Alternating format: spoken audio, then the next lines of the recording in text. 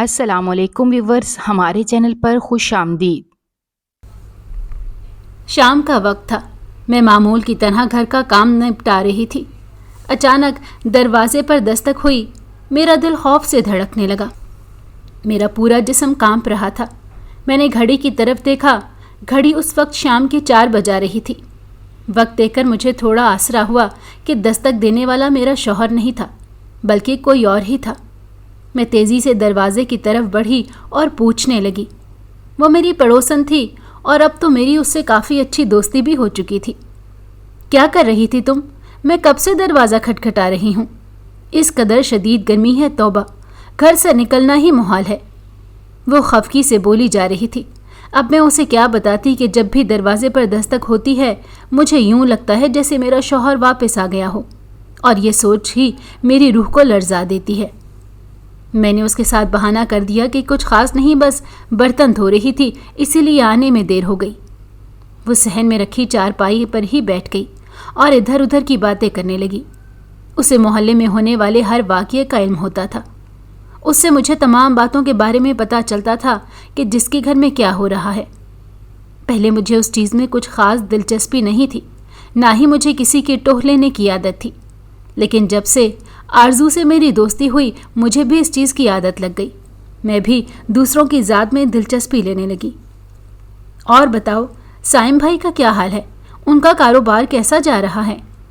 اس شخص کا ذکر سنتے ہی میری حالت اور غیر ہونے لگی۔ الفاظ ٹوٹ ٹوٹ کر میرے منہ سے نکل رہے تھے۔ میری یہ حالت دیکھ کر وہ پریشان ہو گئی اور کہنے لگی، کیا ہو گیا ہے؟ میں نے ایسا بھی کیا کہہ دیا کہ تم اتنی خوفزدہ ہو گئی ہو؟ کہیں ایسا تو نہیں کہ انہوں نے تمہیں مارا ہو یا ڈرایا ہو؟ اگر ایسی بات ہے تو مجھے بتاؤ، میں ان سے آج ہی بات کروں گی۔ وہ فوراً لڑنے مرنے کے لیے تیار ہو گئی۔ خود پر قابو پاتے ہوئے میں نے اسے کہا، فکر مت کرو، ایسی کوئی بھی بات نہیں ہے۔ اچھا بتاؤ، تو تمہاری شادی سائم بھائی سے کیسے ہوئی؟ میں نے پہلے بھی تم سے یہی سوال پوچھا تھا، لیکن ہر بار تم میری بات ٹال جاتی ہو۔ آج میں تمہیں ٹالنے نہیں دوں گی۔ مجھے تو لگتا ہے کہ تم دونوں کی پسند کی شادی ہے۔ آرزو، جو ایک بار شروع ہوئی، چپ ہونے کا نام ہی نہ لے رہی تھی۔ اس سے پہلے کہ میں اسے کوئی دوسرا بہانہ بناتی، اس کا بیٹا اسے بلانے کے لیے آ گیا۔ اس کی ساس اسے گھر بلا رہی تھی۔ اپنی ساس کو کوستی کوستی وہ وہاں سے اٹھ کر چلی گئی، جبکہ آج پھر آرزو کے سوال نے مجھے اپنے تلخ ماضی کی یاد دلا دی۔ میں جتنا اس سے دور بھاگنے کی کوشش کرتی وہ اتنا ہی میرے سامنے آ جاتا۔ میں نے اپنے ہاتھوں کو دیکھا جہاں پر میری امی کے پہنائے ہوئے کنگن تھے۔ ان کنگنوں کو دیکھتے دیکھتے میں اپنے ماضی میں کھو گئی۔ میں اپنے ماں باپ کی اکلوتی اور گھر کی سب سے چھوٹی بیٹی تھی۔ مجھ سے بڑے 4 بھائی تھے۔ نہ صرف میرے ماں باپ بلکہ میرے بھائی بھی مجھ پر جان دیتے تھے۔ میرے لیے کچھ بھی کرنے کو وہ ہر وقت تیار رہتے۔ میرا باپ کوئی اتنا امیر آدمی نہیں تھا، بلکہ ایک عام سا موچی تھا جو شہر میں اپنی چھوٹی سی دکان پر سارا دن بیٹھا رہتا اور دوسروں کے جوتے کی مرمت کرتا رہتا، اور پھر شام کے وقت کچھ پیسے لاتا جس سے ہمارے گھر کا چولہا جلتا تھا۔ اس کے علاوہ بھی وہ ہر کام میں ہاتھ پاؤں مارتا تھا کہ کچھ فالتو پیسے ہاتھ لگ سکیں۔ میرا ابا بہت لالچی تھا، اس کے ساتھ ساتھ وہ ایک ظالم انسان بھی تھا۔ وہ میری ماں پر بہت ظلم کرتا تھا اور اس پر ہمیشہ ہاتھ اٹھاتا۔ معمولی سی غلطی پر بھی اسے دھو کر رکھ دیتا۔ جب تک ہم چھوٹے تھے تب تک ہم یہ برداشت کرتے رہے، لیکن جیسے جیسے سمجھ بوجھ آنے لگی ہم نے اس چیز کی مخالفت شروع کر دی۔ میرا ابا ہر کسی پر اپنی مرضی کے فیصلے مسلط کرتا۔ وہ چاہتا تھا کہ میرے بھائی گھر کا خرچہ خود چلائیں، جبکہ اپنے پیسوں کو وہ جوڑ کر رکھنا چاہتا تھا۔ یہی وجہ تھی کہ میرے باقی بھائی بھی چھوٹا موٹا کام کر کے گھر میں پیسے لاتے جس سے ہماری خواہشات پوری ہوتی۔ اس وقت ہم شہر میں رہائش پذیر تھے، جبکہ میرے اماں اور ابا کا سارا دن گاؤں میں رہتا تھا۔ ایک دن اچانک میری دادی کی طبیعت خراب ہو گئی۔ انہوں نے میرے ابا کو گاؤں آنے کے لیے کہا اور ساتھ اپنے بچوں کو لانے کے لیے کہا۔ یوں ہم اپنے ابا کے ساتھ گاؤں چلے گئے۔ ہم یہی سمجھ رہے تھے کہ کچھ دن وہاں رہ کر واپس آ جائیں گے، لیکن میری دادی ابا سے ضد کرنے لگیں کہ ان کے پاس تھوڑے ہی سال باقی رہ گئے ہیں۔ اپنی بچی ہوئی زندگی وہ اپنے پوتے پوتیوں کے ساتھ گزارنا چاہتی ہیں۔ میری دادی نے میرے ابا کو گاؤں میں رہنے کا کہا۔ جب ابا نے ہم سے یہ بات کی تو ہم سب بہت ناراض ہوئے۔ کیونکہ ہمیں گاؤں کے ماحول میں رہنے کی عادت نہ تھی۔ گھر کے حالات جیسے بھی تھے، لیکن اس وقت ہم شہر میں تو موجود تھے۔ یہاں پر کافی حد تک سہولیات موجود تھیں۔ گاؤں میں حالت اس سے بدتر ہو جاتی، لیکن پھر مجبوراً ہمیں گاؤں جانا پڑا۔ میں 2 ہی دن میں یہاں پر تنگ ہو گئی۔ میرے باقی بھائیوں کا بھی یہی حال تھا، لیکن ابا اپنی ماں کے ہاتھوں مجبور ہو گئے۔ ہم بہن بھائی ابا کو مسلسل تنگ کر رہے تھے اور شہر واپس جانے کے لیے مجبور کر رہے تھے۔ یہاں آ کر زندگی مزید خراب ہو گئی تھی۔ وہاں پر میرے بھائی کوئی چھوٹا موٹا کام تو کر ہی لیتے تھے، لیکن یہاں پر ایسا کوئی بھی کام نہ تھا۔ گاؤں کے لوگ خود ہی بہت غریب تھے، وہ دوسروں سے کیا کام کرواتے، جبکہ میرا باپ اب بھی شہر میں ہی اپنی دکان پر بیٹھتا، کبھی 2 دن بعد اور کبھی ہفتے بعد واپس آتا۔ کبھی کبھار میں سوچتی اب بھی تو ابا دادی کے پاس نہیں ہوتا، پھر یہ کیسے مطمئن ہے؟ دادی تو بس یہی چاہتی تھی کہ ہم کسی طرح شہر سے ان کے پاس آئیں۔ اس طرح میرا اسکول بھی چھوٹ گیا اور میری سب دوستیں بھی مجھ سے جدا ہو گئیں۔ مجھے اس بات پر بہت غصہ آ رہا تھا۔ میرے ابا کے 2 بھائی تھے، دونوں ہی ابا سے چھوٹے تھے۔ ان کے بچے میری ہی عمر کے تھے، لیکن مجھے پسند نہیں تھے۔ وہ عجیب جنگلیوں جیسی حرکتیں کرتے تھے۔ انہوں نے میرے سارے کھلونے بھی توڑ دیے، جس کی وجہ سے میری ان سے پکی والی دشمنی ہو گئی تھی۔ گاؤں سے شہر کافی دور تھا، اس لیے گاؤں میں موجود چھوٹے سے اسکول میں ہی اماں نے ہمارا داخلہ کروا دیا۔ میرا بھائی میٹرک کا امتحان دے چکا تھا، اس لیے وہ پڑھنے کے لیے شہر جاتا۔ میں جو سمجھ رہی تھی کہ کچھ سالوں کی ہی بات ہے، ایک دن میں پریشان رہ گئی جب ابا نے زمین کے کاغذات میری ماں کے سامنے رکھے۔ اس وقت ہم سب بھی ابا کے ارد گرد کھڑے تھے۔ ابا نے کہا کہ انہوں نے دادوں کے گھر کے ساتھ ہی ایک زمین لے لی ہے، جبکہ میں حیران ہو رہی تھی کہ ابا کے پاس ایک دم سے اتنے پیسے کہاں سے آ گئے کہ ابا نے زمین بھی لے لی اور وہاں پر گھر بنانے کا بھی سوچنے لگے۔ جب میں نے اپنے ابا سے اس بارے میں پوچھا تو وہ مجھے ڈانٹنے لگے اور کہنے لگے یہ تمہارے سوچنے کی باتیں نہیں ہیں، تم اپنے کام سے کام رکھو۔ میں نے دیکھا کہ اب میرے بھائی ضد نہیں کر رہے تھے، یعنی وہ اس ماحول کو اپنا چکے تھے۔ ایک میں ہی تھی جو ابھی تک ایڈجسٹ نہ ہو پائی تھی۔ وقت تیزی سے گزر رہا تھا اور پھر وقت کے ساتھ ساتھ میں نے بھی اس بات کو قبول کر لیا۔ ہمارے گھر کے حالات ایک دم سے بہت اچھے ہو گئے تھے۔ گھر میں پیسوں کی ریل پیل ہو گئی تھی۔ میری کوئی بھی بات منہ سے نکلنے سے پہلے ہی پوری ہو جاتی اور بھائیوں کے ساتھ بھی ایسا ہی ہو رہا تھا۔ میرے بھائی نے شہر میں موجود ٹیکنیکل کالج میں پڑھنے کی خواہش کی تو ابا نے اسے فوراً کالج میں داخلہ کروا دیا۔ جب تک میں نے میٹرک کے امتحانات دیے تب تک گاؤں میں ایک کالج بھی بن گیا، لیکن میں شہر جا کر پڑھنا چاہتی تھی، اسی لیے وہاں داخلہ لینے کی بجائے میں نے شہر میں داخلہ لے لیا۔ میرے چاچو نے اس فیصلے کی بہت مخالفت کی اور کہا لڑکیوں کو زیادہ نہیں پڑھانا چاہیے، اچھا یہی ہے کہ ان کی شادی کر دی جائے ورنہ یہ سر چڑھ جاتی ہیں۔ لیکن اس بار میرے ابا نے ان کی بات نہیں مانی۔ یہ ایک کے بعد دوسرا جھٹکا تھا جو مجھے لگ رہا تھا۔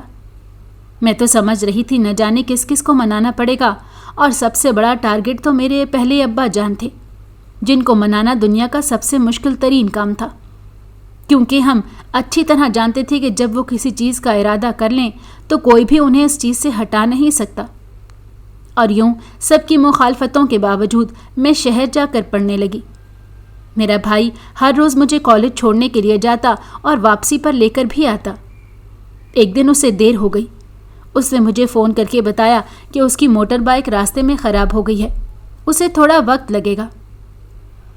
ایسا پہلی بار ہوا تھا۔ میں نے وقت کی طرف دیکھا، کافی دیر ہو چکی تھی۔ سردیوں کی شام تھی، اندھیرا چاروں طرف پھیل رہا تھا۔ یوں کالج کے باہر کھڑے ہونا اب میرے لیے محفوظ نہیں تھا۔ چوکیدار بھی کب کا یہاں سے جا چکا تھا۔ میں نے اپنے بھائی کو دوبارہ کال کی اور اسے کہا کہ تمہیں فکر کرنے کی ضرورت نہیں ہے، مجھے پتہ ہے کہ یہاں سے ایک بس ہمارے گاؤں میں آتی ہے، میں اڈے پر جا کر پتہ کرتی ہوں۔ میری بات سن کر وہ خاموش ہو گیا اور پھر تھوڑی دیر بعد مجھے ہدایات دیتے ہوئے اجازت دے دی۔ خدا کا شکر تھا کہ مجھے وہ بس مل گئی۔ میں نے اپنے بھائی کو میسج کیا کہ وہ گاؤں کے اسٹاپ پر مجھے لینے کے لیے آ جائے، لیکن جب میں وہاں پر گئی تو وہاں کوئی بھی نہیں تھا۔ مجھے اپنے بھائی پر شدید غصہ آنے لگا۔ وہاں کھڑے مجھے 5 منٹ گزرے ہی تھے کہ میری نظر ایک نہایت ہی خوبصورت نوجوان پر پڑی۔ اس سے زیادہ خوبصورت نوجوان میں نے اپنی ساری عمر میں نہیں دیکھا تھا۔ چند لمحے میں یوں ہی اسے دیکھتی رہی، وہ بھی ٹکٹکی باندھے میری طرف دیکھے جا رہا تھا۔ اچانک تیز ہوا چلی، میرے پورے جسم میں سردی کی ایک لہر دوڑ گئی۔ میں اچانک جیسے ہوش کی دنیا میں آئی۔ جب مجھے اپنی پوزیشن کا خیال ہوا تو خود ہی شرمندہ ہو گئی۔ تھوڑی دیر وہاں پر مزید رک کر میں چلنے لگی۔ میں اتنی بھی بچی نہیں تھی کہ گھر کا راستہ معلوم نہ ہوتا، لیکن مجھے یہ احساس ہو رہا تھا کہ میرے پیچھے پیچھے کوئی آ رہا ہے۔ جب میں نے پیچھے مڑ کر دیکھا تو وہ احساس یقین میں بدل گیا۔ وہی خوبصورت شخص میرے پیچھے پیچھے چل رہا تھا۔ یکدم ہی مجھے اس سے خوف محسوس ہونے لگا۔ میں نے اپنی رفتار تیز کر دی اور تیزی سے گھر کے اندر داخل ہو گئی۔ میں نے دیکھا گھر کے اندر میرا بھائی پہلے سے موجود تھا۔ اسے دیکھ کر میرا پارا غصے سے ہائی ہو گیا اور میں اس پر چڑھ دوڑی۔ تمہیں کچھ احساس بھی ہے؟ تمہاری بہن کب سے بس اسٹاپ پر کھڑی تمہارا انتظار کر رہی ہے۔ میری یہ بات سن کر وہ بوکھلا گیا اور کہنے لگا، کیا شہزاد بھائی تمہیں لینے کے لیے نہیں گئے؟ شہزاد کا نام لے کر میں چونک گئی اور اسے پوچھنے لگی کہ کون شہزاد؟ میری بات سن کر اس کے چہرے پر پریشانی کے آثار نمایاں ہو گئے اور وہ ابا کو آواز لگانے لگا۔ تھوڑی ہی دیر بعد ابا باہر آ گئے اور پوچھنے لگے کہ کیا مسئلہ ہے۔ میرے بھائی نے ابا سے کہا کہ شہزاد اسے لینے کے لیے نہیں گیا، جبکہ میں بھی ابا کی طرف سوالیہ نظروں سے دیکھ رہی تھی۔ ابا نے کوئی بات نہیں کی، بس اتنا ہی کہا کہ کل میں شہزاد سے پوچھ لوں گا، جبکہ مجھے ابھی تک سمجھ نہیں آ رہا تھا کہ یہ شہزاد کون ہے آخر۔ وہ کون ہوتا ہے مجھے بس اسٹاپ سے لانے والا؟ یا ابا اس پر کیسے بھروسہ کر سکتا ہے؟ لیکن یہ راز بھی کچھ دنوں کے بعد مجھ پر کھل گیا۔ وہ انتہائی خوبصورت لڑکا جو میرا پیچھا کرتے ہوئے گھر تک آ گیا تھا، وہی شہزاد تھا، لیکن اس میں خوبصورتی کے علاوہ کچھ بھی نہیں تھا۔ وہ ایک نمبر کا آوارہ اور لوفر انسان تھا۔ اس کے بارے میں تو یہ بھی مشہور تھا کہ وہ دوسرے لوگوں کی بیٹیوں کو بیچتا ہے۔ اس کو ہمارے گھر میں آنا جانا کافی زیادہ ہو گیا۔ میرا ابا بڑی خوش دلی سے اس کا استقبال کرتا اور مجھے اس کے لیے کھانا لانے کا کہتا۔ مجھے شدید کوفت ہوتی تھی اور اس سے نفرت بھی ہونے لگی تھی۔ میرے محلے کی جو دوست تھی اس نے مجھے بتایا کہ شہزاد نے 2-3 بار اسے تنگ کرنے کی کوشش کی تھی اور اس کے گھر رشتہ بھی بھیجا، لیکن ماں باپ نے صاف انکار کر دیا۔ چونکہ میری دوست کا ابا آرمی میں تھا اور کافی زیادہ اثر و رسوخ کا مالک تھا، اس وجہ سے شہزاد اس کی بیٹی کے ساتھ کوئی زبردستی نہیں کر سکا اور یوں میری دوست بچ گئی۔ لیکن مجھے یوں لگ رہا تھا جیسے میرے بچنے کے کوئی چانسز نہیں ہیں۔ میرا ابا تو دونوں ہاتھوں سے مجھے شہزاد کے حوالے کرنے کے لیے تیار بیٹھا تھا اور اس کی خاطرداریوں میں لگا ہوا تھا۔ اب مجھے پتہ چلا کہ گھر میں بڑھ کر راشن کیسے آتا ہے اور ہماری عیاشیاں کیسے پوری ہو رہی ہیں۔ یہ سب اس شہزاد کے حرام پیسے کی بدولت ہو رہا تھا۔ اور پھر وہ وقت آ گیا جس وقت سے میں ڈر رہی تھی۔ میرے ابا نے کمرے میں آ کر اعلان کر دیا کہ کل تمہارا نکاح ہے۔ یہ خبر سن کر مجھے لگا کہ 7 آسمان میرے سر پر آ گرے ہوں۔ مجھ سے پوچھا نہیں گیا تھا، بلکہ مجھے اس بارے میں بتایا گیا تھا۔ میں نے انکار کیا، لیکن کسی نے میری کوئی بھی بات نہ سنی۔ میری اماں میرے لیے رونے کے سوا اور کچھ بھی نہیں کر سکتی تھی۔ زندگی میں پہلی بار میں خود کو شدید بے بس محسوس کر رہی تھی۔ میرا کوئی بھائی بھی میری مدد کرنے کے لیے تیار نہیں تھا۔ سب کی آنکھوں پر دولت کی پٹی بندھی ہوئی تھی۔ میں نے کل ابا کے پاس جانے کا فیصلہ کیا تھا کہ اسے بتا سکوں کہ میں یہ شادی نہیں کر سکتی، لیکن جیسے ہی میں ابا کے کمرے کے پاس پہنچی، میرے کانوں نے جو سنا اس کے بعد میرا دل کر رہا تھا کہ زمین پھٹے اور میں اس میں سما جاؤں۔ یعنی میں اپنے ماں باپ کی سگی اولاد نہیں تھی، بلکہ میں ان کے ایک دوست کی بیٹی تھی۔ میرے ماں باپ کا تو میری پیدائش کے 1 سال بعد ہی انتقال ہو گیا تھا۔ میرے ابا نے اپنے دوست سے وعدہ کیا تھا کہ وہ میری اچھی پرورش کرے گا۔ میں تھکے تھکے قدموں سے واپس لوٹ آئی۔ اب میرے پاس اور کوئی چارہ نہیں تھا سوائے ان کی بات ماننے کے۔ میں اپنے بستر پر لیٹی آنسو بہاتی رہی۔ نیند میری آنکھوں سے کوسوں دور تھی۔ اچانک کمرے میں میرا دم گھٹنے لگا۔ میں بستر سے نیچے اتری اور چھت کی طرف بڑھنے لگی۔ میں اندر سے بری طرح ٹوٹ چکی تھی۔ میرے مان کی دھجیاں اڑ گئی تھیں۔ میں تیزی سے سیڑھیاں چڑھنے لگی۔ سردیوں کی رات تھی، ہر طرف گہرا اندھیرا چھایا ہوا تھا۔ پورا محلہ خاموشی میں ڈوبا ہوا تھا۔ صرف ایک گھر تھا جہاں بلب جل رہا تھا۔ मैं खामोशी से छत पर आकर खड़ी हो गई और कल के दिन के बारे में सोचने लगी। वहाँ पर खड़े हुए मुझे थोड़ी ही देर गुजरी थी कि अचानक मेरे बाल हवा में लहराने लगे और एक निहायत ही खूबसूरत खुशबू मेरे आसपास फैल गई। इससे ज़्यादा खूबसूरत खुशबू मैंने आज तक अपनी ज़िंदगी में नहीं सूंघी थी। माहौल यकदम खुशगवार हो गया, लेकिन मेरे दिल में अभी भी अफसुर्दगी फैली हुई थी। थोड़ी देर बाद मुझे यूँ एहसास हुआ कि मैं वहाँ पर अकेली नहीं हूँ, बल्कि कोई दूसरा वजूद भी मेरे साथ मौजूद है। यह एहसास बहुत शिद्दत लिए हुए था। अचानक मुझे खौफ महसूस होने लगा। मैं वापस जाने के बारे में सोच ही रही थी कि अचानक मुझे महसूस हुआ जैसे मेरे कंधे के साथ किसी का कंधा टकराया हो। मैंने एकदम अपने दाएं तरफ देखा, लेकिन वहाँ पर कोई भी नहीं था। एहसास अब भी बाकी था। मैंने अपने कांपते हुए हाथों से उस जगह को छूना चाहा और उस वक्त तो मेरा दम निकल गया जब मैंने हाथों से महसूस किया कि वहाँ पर कोई खड़ा है, लेकिन वो एक अनदेखा वजूद है। मेरे देखते ही देखते वहाँ पर बहुत सारा धुआं छाने लगा। मुझ में इससे ज़्यादा देखने की हिम्मत नहीं थी। मैं अपने होश खो बैठी और ज़मीन पर गिर गई। मुझे भूत प्रेत से बचपन से ही बहुत डर लगता था, लेकिन सुबह जब मेरी आंख खुली मैं अपने बिस्तर पर मौजूद थी। रात का वाकया दोबारा मेरी आंखों के सामने लहराने लगा। मैंने जानबूझकर इस वाकये को इग्नोर किया और उसे अपना वहम करार दिया, लेकिन एक चीज़ थी जो मुझे खुद को दिलासा देने से रोक रही थी। वो खुशबू थी जो अभी भी मुझे महसूस हो रही थी। अचानक घर में शोर मच गया। मेरा अब्बा न जाने क्यों सहन में चिल्ला रहा था। उसके लहजे से परेशानी साफ अयां थी।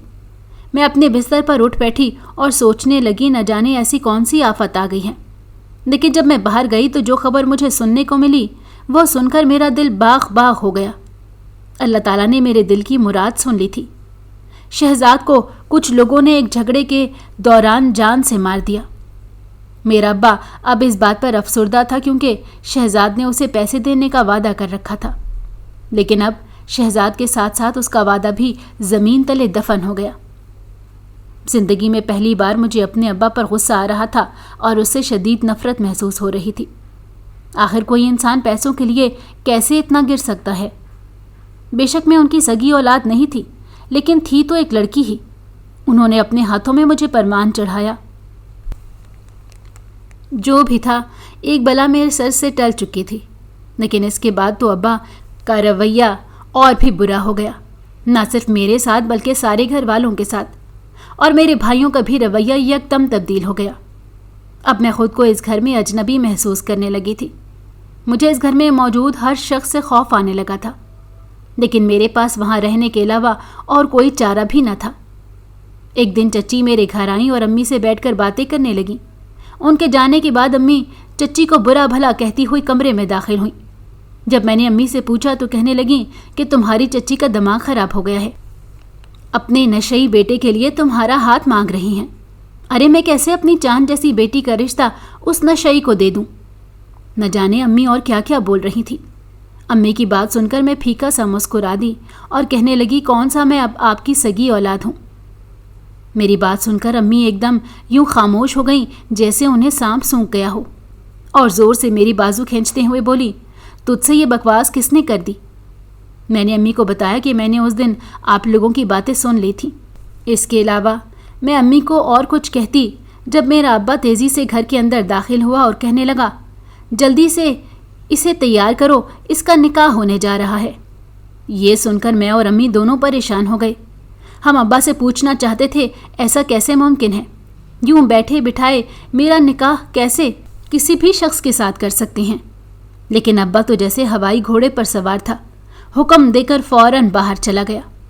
थोड़ी देर बाद वो दोबारा वापस आया, लेकिन मुझे पहले जैसी हालत में बैठा देकर गुस्सा करने लगा और अम्मा से कहने लगा कि मैंने तुझे कहा था इसे तैयार कर, तुझे मेरी एक बार की कही हुई बात समझ नहीं आती?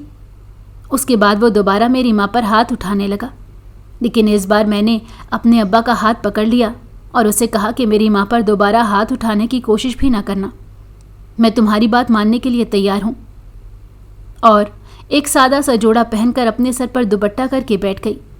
थोड़ी ही देर बाद मेरा निकाह एक अजनबी के साथ हो गया, जिसके नाम के अलावा मुझे कुछ भी मालूम नहीं था। और ना ही मुझे उसकी नेचर के बारे में कुछ पता था। मैं जो पहले सोचती थी कि अपने घर वालों से जुदा होंगी तो मर जाऊंगी, जब मेरी रुखसती का वक्त आएगा तो मैं कैसे सब्र करूंगी, कैसे इस घर से रुखसत होंगी। ये तमाम सोचें सिर्फ और सिर्फ एक गलत फहमी थी। उस वक्त मुझे कुछ भी महसूस नहीं हो रहा था। मेरा दिल एक पत्थर का हो चुका था। मैं खामोशी से इस घर से हमेशा हमेशा के लिए चली गई और ख़ुद से वादा किया कि कभी भी यहाँ लौट कर नहीं आऊँगी। एक बात का तो मुझे अंदाज़ा हो चुका था कि मेरे बाप ने मुझे बेच दिया है, क्योंकि कमरे में अपने बाप को पैसे गिनते हुए मैं देख कर आ रही थी। घर से रुखसत करते वक्त अम्मी ने अपने हाथों से कंगन उतार कर मुझे पहनाए। मैंने शिकायती नज़रों से अपनी माँ की तरफ देखा, लेकिन उन्होंने मुझसे नज़रें चुरा लीं। मुझे बहुत ही शर्मिंदगी हो रही थी और डर भी लग रहा था। न जाने मेरा शौहर मेरे साथ क्या सलूक करेगा, कहीं वो मुझे नौकरानी बना कर ना रखे। लेकिन ऐसा कुछ भी नहीं हुआ। उसके घर में मेरा बहुत अच्छी तरह इस्तकबाल किया गया। घर में उसकी बहनें मौजूद थीं। वो नहायत ही खूबसूरत लड़कियां थीं। उससे ज़्यादा खूबसूरत लड़कियां मैंने अपनी सारी ज़िंदगी में नहीं देखी। उस वक्त मैंने सोचा कि अगर ये लड़कियां इस कदर हसीन हो सकती हैं तो मेरा शौहर किस कदर खूबसूरत होगा। और जब मैंने अपने शौहर को देखा तो देखती रह गई। बिलाशुबा वो हुस्न का मुजस्समा था। कोई भी उसे देखकर उसका एक नज़र में दीवाना हो सकता था। मैं सोच रही थी, न जाने उसने मुझसे क्यों शादी कर ली। मैं तो एक आम सी लड़की थी, मुझ में कुछ भी ख़ास नहीं था और ना ही मैं उस जितनी खूबसूरत थी। उल्टा उसे मुझे पाने के लिए मेरे बाप को एक बड़ी रकम देनी पड़ी। और जब मैंने उससे अपने डर का इजहार किया तो उसने मुझे प्यार से डांटा और कहा कि अगर तुम खुद को मेरी नज़रों से देखो तो तुमसे हसीन कोई लड़की है ही नहीं। और ये सोच अपने दिल से निकाल दो कि मैंने तुम्हें ख़रीदा है, बल्कि तुम तो मुझे बहुत मन्नतों मुरादों के बाद हासिल हुई हो। जब से मेरी ज़िंदगी में वो आया था तब से तो जैसे मेरी ज़िंदगी ही बदल गई। मुझे ज़िंदगी बहुत हसीन लगने लगी थी। मैं ख़ुद को एक खुशकिस्मत लड़की तस्वुर कर रही थी जिससे उसका शौहर बेपनाह मोहब्बत करता था। कुछ दिन मेरे घर में रहने के बाद नंदें अपने अपने घरों में चली गई। जब मैंने अपने शौहर से पूछा तो उसने मुझे बताया कि उन सब की शादियाँ हो चुकी हैं, वो सिर्फ उसकी शादी पर यहाँ आई थी। नंदों के जाने के बाद घर में दोबारा से सन्नाटा छा गया। मेरा शौहर का एक बहुत बड़ा कारोबार था। वो सारा दिन घर से बाहर रहता और रात को लेट वापस आता। इस दौरान मैं घर में बोर होती रहती। मैंने 2-3 बार अपने शौहर से कहा कि मुझे भी अपनी किसी बहन के घर के करीब ही कोई घर लेकर दें, लेकिन हर बार वो मेरी बात टाल देता और मुझसे कहता कि अगर तुम ज़्यादा बोर होती हो तो अपने माँ बाप के घर चली जाया करो, यूँ तुम्हारी बोरियत ख़त्म हो जाएगी। लेकिन न जाने क्यों माँ बाप के घर जाने का मेरा दिल नहीं करता था। जब मैं वहाँ से निकली थी तब मेरा दिल किरची किरची था। शादी का 1 महीना बहुत अच्छे तरीके से गुजर गया, लेकिन 1 महीने के बाद घर में अजीबो गरीब वाक़यात होने लगे। ऐसे वाक़यात जिनको मैं अपना वहम भी नहीं कह सकती थी। मैंने 2-3 बार साइम से इस चीज़ का जिक्र किया तो उसने कहा कि ऐसा कुछ भी नहीं है, ये सब तुम्हारे दिल में बैठा हुआ डर है और तुम्हारे दिमाग में भरा हुआ खन्नास है। मैंने बहुत कोशिश की कि इसकी बात पर यकीन करूं, लेकिन उस दिन जो मेरे साथ हुआ उससे मेरी आंखें खुल गईं। मैं मामूल के मुताबिक घर के काम निपटा रही थी जब मुझे बिल्ली के बोलने की आवाज़ आई। यूं लग रहा था जैसे कोई बिल्ली बहुत तकलीफ़ में हो और दर्द से चिल्ला रही हो। बिल्ली की आवाज़ सुनकर मैं परेशान हो गई और उस तरफ जाने लगी, लेकिन जब मैं कमरे में पहुंची वहां पर किसी भी चीज़ का नामो निशान नहीं था। बिल्ली की आवाज़ मुसलसल आ रही थी। परेशानी के साथ साथ मुझे कोफ्त भी होने लगी थी। थोड़ी देर बाद बिल्ली की आवाज़ सिसकियों की आवाज़ में तब्दील हो गई। यूं लग रहा था जैसे कोई लड़की शिद्दत गम से रो रही हो। सूरत हाल ऐसी हो गई थी कि मुझे भी डर लगने लगा था। मैं कमरे में चारों तरफ नज़रें दौड़ा रही थी। मेरा दिल खौफ से कांप रहा था। जब मुझे यूं महसूस हुआ कि मेरे पीछे कोई खड़ा हुआ है, जब मैंने पलट कर देखा, मुझे लगा कि मैं अगली सांस नहीं ले पाऊंगी। पीछे एक इंतहाई खौफनाक शक्ल की औरत खड़ी थी, जिसके बालों की बजाय सांप लटक रहे थे, जबकि उसकी आंखों के बजाय गोल गोल गड्ढे थे। एकदम ही मेरा दम घुटने लगा। मैं गहरे गहरे सांस लेने की कोशिश कर रही थी, जबकि मेरी आंखों के सामने अंधेरा छा रहा था। सिर्फ उसकी आवाज़ ही थी जो मैं सुन सकती थी। وہ مسلسل یہی کہہ رہی تھی کہ تمہاری ہمت کیسے ہوئی سائم کو مجھ سے چھیننے کی، میں تمہیں جان سے مار دوں گی اور تمہاری زندگی اجیرن بنا دوں گی۔ تھوڑی دیر بعد مجھے یوں لگا جیسے کسی نے میری گردن پر ہاتھ رکھے ہوں۔ یکدم ہی کوئی کمرے میں آیا اور میری گردن سے ہاتھ ہٹا کر اس وجود کو جھٹکا۔ اس کے بعد مجھے کچھ بھی یاد نہ رہا۔ مجھے لگ رہا تھا کہ میرے چہرے پر ہلکی ہلکی بوندا باندی ہو رہی ہے۔ میں نے ایک دم آنکھیں کھولی تو دیکھا سائم میرے سر پر کھڑا تھا اور مجھ پر پانی کے چھینٹے مار رہا تھا تاکہ میں ہوش میں آ سکوں۔ ہوش میں آنے کے فوراً بعد مجھے وہی واقعہ یاد آ گیا جس سے میری دھڑکنیں دوبارہ آہستہ ہو گئیں۔ میں سائم کے سینے سے لگ کر پھوٹ پھوٹ کر رونے لگی۔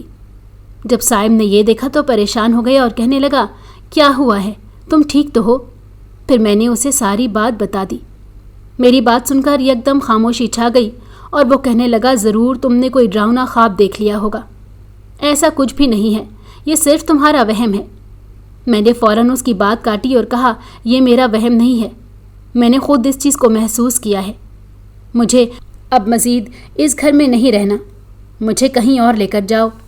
میں مسلسل رو رہی تھی اور ضد کر رہی تھی۔ سائم نے مجھے کہا، ٹھیک ہے، رونا بند کرو، میں بہت جلد تمہیں یہاں سے کہیں اور لے جاؤں گا، لیکن ابھی 1-2 دن صبر کرو۔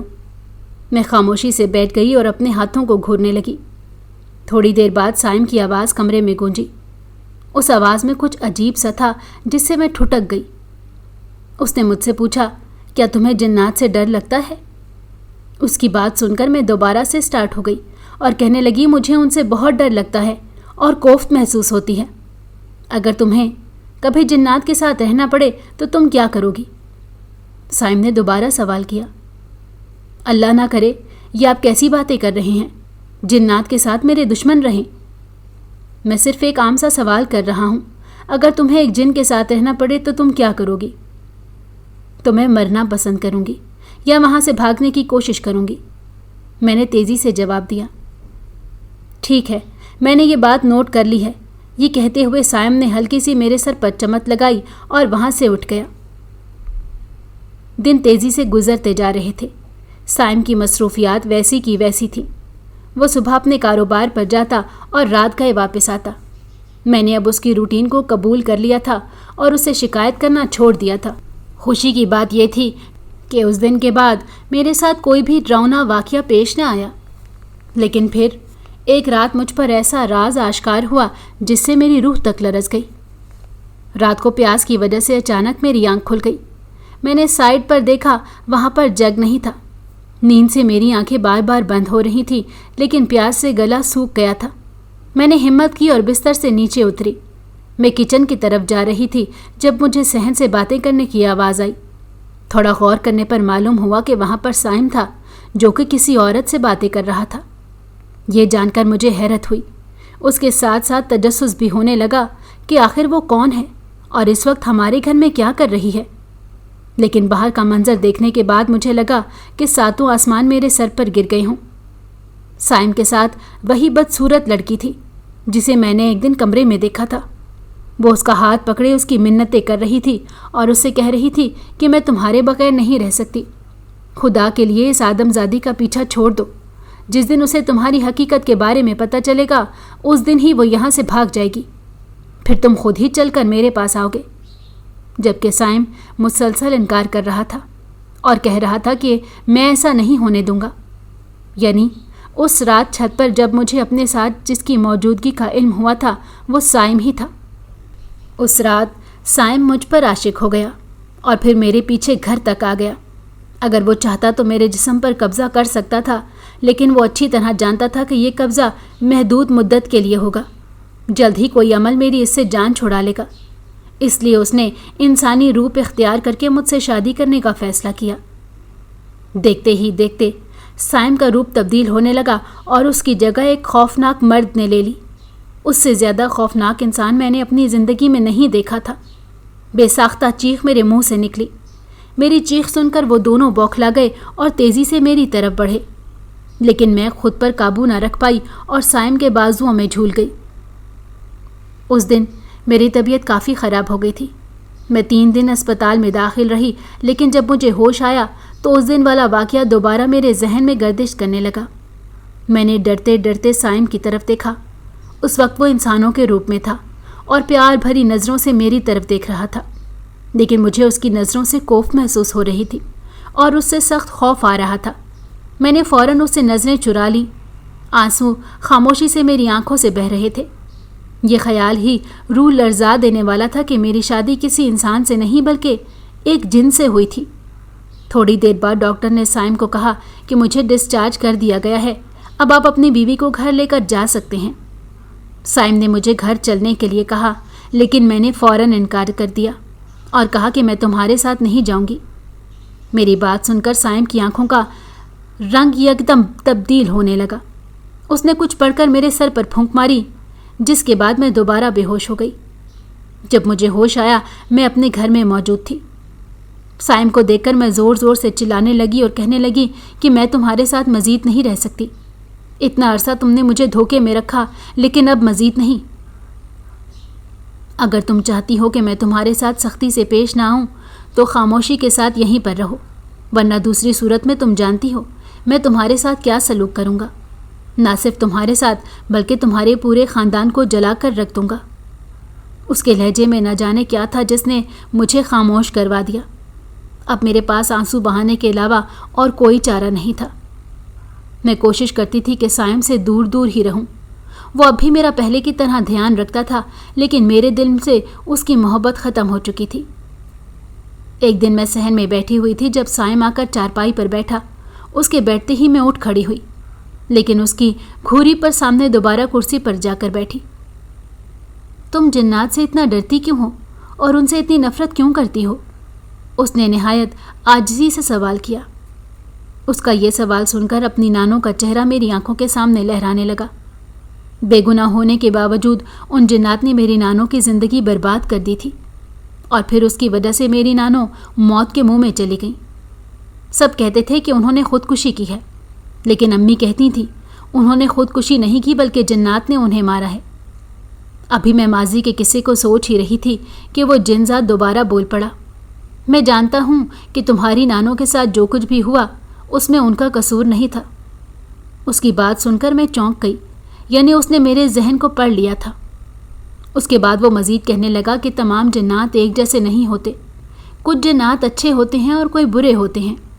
برے جنات سے نفرت کرنا جائز ہے اور ان سے خوف بھی کھایا جا سکتا ہے، لیکن میں تمہیں یقین دلاتا ہوں کہ میں تمہیں کوئی نقصان نہیں پہنچا سکتا، اور نہ ہی کبھی میں نے تمہیں کوئی نقصان پہنچانے کی کوشش کی ہے۔ میں تم سے محبت کرتا ہوں اور صرف تمہارے ساتھ زندگی گزارنا چاہتا ہوں۔ اس کی بات سن کر تو جیسے میرا پارا غصے سے ہائی ہو گیا۔ میں اونچی اونچی آواز میں چلانے لگی کہ ایسا ممکن نہیں ہے، آدم زاد اور جن زاد کبھی ایک نہیں ہو سکتے۔ تم آگ سے بنائے گئے ہو جبکہ میں مٹی سے بنائی گئی ہوں، ہم دونوں کا کوئی جوڑ نہیں ہے۔ اس دن میری سائم سے بہت بحث ہوئی۔ آخر میں سائم غصے سے اٹھ کر وہاں سے چلا گیا۔ اس دن کے بعد میں سائم سے دور دور رہنے لگی۔ جب بھی وہ میرے قریب آتا مجھے خوف محسوس ہونے لگتا اور میں ڈر جاتی۔ نہ جانے کیوں یہ ڈر میرے دل سے نہیں جا رہا تھا۔ اچانک دروازے پر دستک ہوئی۔ میں حال میں لوٹ آئی اور گھڑی کی طرف دیکھا۔ شام کے 7 بج رہے تھے۔ سائم کے آنے کا وقت ہو گیا تھا۔ اتنا وقت گزرنے کے بعد بھی میں اسے قبول نہیں کر پائی۔ میں سوچ کر دوبارہ ڈرنے لگی کہ وہ پھر مجھ سے پیار سے بات کرے گا۔ جب بھی وہ مجھ سے پیار سے بات کرتا تھا وہ ایک لمحے کے لیے اپنے اصل روپ میں آ جاتا، اور یہی چیز مجھے خوفزدہ کر دیتی تھی۔ میں چاہ کر بھی اس کے قریب نہیں ہو پاتی۔ آج بھی ایسا ہی ہوا۔ میں نے فوراً اس کے لیے جا کر دروازہ کھولا، لیکن اپنی نظروں کو جھکائے رکھا۔ لیکن آج وہ کافی خاموش لگ رہا تھا۔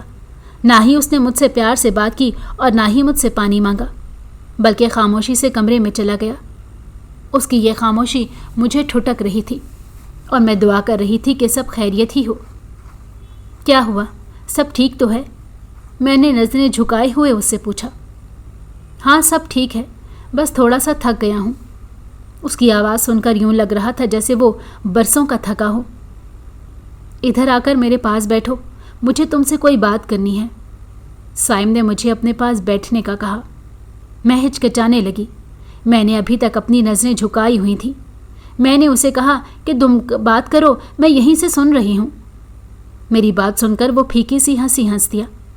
میں نے بہت کوشش کی کہ تمہارے دل میں اپنے لیے جگہ بنا سکوں، لیکن شاید میں اس میں کامیاب نہیں ہو پایا اور نہ ہی کبھی ہو پاؤں گا۔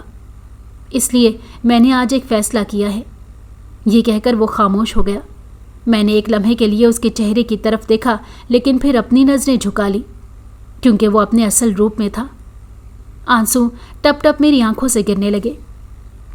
وہ بہت تکلیف میں ایسا کر رہا تھا، لیکن اس معاملے میں اس کا کوئی بھی ساتھ نہیں دے سکتی تھی اور نہ ہی اسے کوئی تسلی دے سکتی تھی، کیونکہ میرے لیے یہ ناممکن تھا۔